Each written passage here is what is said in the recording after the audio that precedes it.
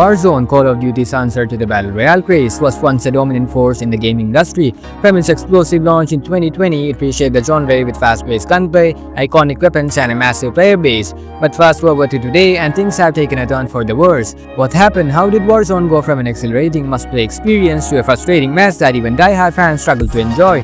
This is the story of Warzone's downfall from advanced to now.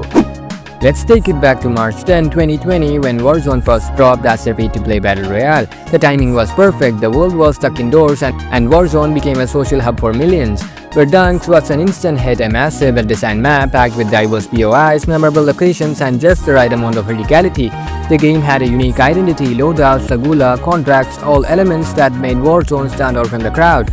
And the gunplay? It was the Call of Duty. Weapons felt powerful but balanced with satisfying recoil patterns and a time to kill that rewarded skill. The Modern Warfare engine made shooting feel smooth and responsive, every gun had its own personality. Players had clear choices, powerful but high recoil weapons like the Kilo and M4A1, or high-risk, high-reward SMGs like the MP5 and Mag-10. Despite the occasional bugs and balancing issues, Warzone 1 thrived because of its fluid movement, satisfying gunplay, and that classic Call of Duty polish. But with success came new challenges, and that's when the cracks started to show. With Warzone's popularity came a major problem: cheaters. Aimbots, wall hacks, and exploits plagued the game, frustrating casuals and streamers alike. At one point, cheating was so out of control that some players refused to play without a VPN to get into bot lobbies.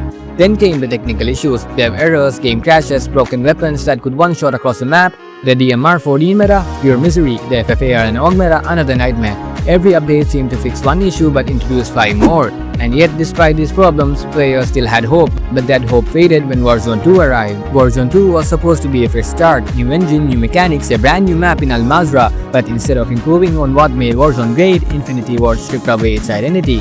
Side cancelling, gone, loadout drops, nerfed. The game slowed down, prioritizing a more tactile experience over the fast, fluid gameplay that the fans loved. The loading system was clunky and the game felt like a shadow of its predecessor. The biggest issue, the gunplay felt off. The recoil was too aggressive on most weapons, making low-range fight frustrating. Meanwhile, the time to kill was absurdly fast, turning gunfights into whoever saw the other player first win. Headshots barely mattered, and skill-based aiming took a backseat to who had the best positioning. While Al Mazrah had some solid POIs, it lacked the soul of Verdansk. The game just felt off. And let's not forget the disaster that was DMC mode, Warzone 2's attempt at an extraction shooter, which never gained real traction. Players hoped that Warzone 3 could fix things, but what we got was even worse. Warzone 3 dropped, and instead of being a massive improvement, it felt like a rushed attempt to bring back some old mechanics while still holding on to Warzone 2's problems. R610 tried to bring back that classic Warzone feel, but it was too late, too little. Movement was slightly better, but the sluggish gunplay from Warzone 2 still haunted the experience. Guns lacked the personality they once had, and engagements felt random rather than skill-based.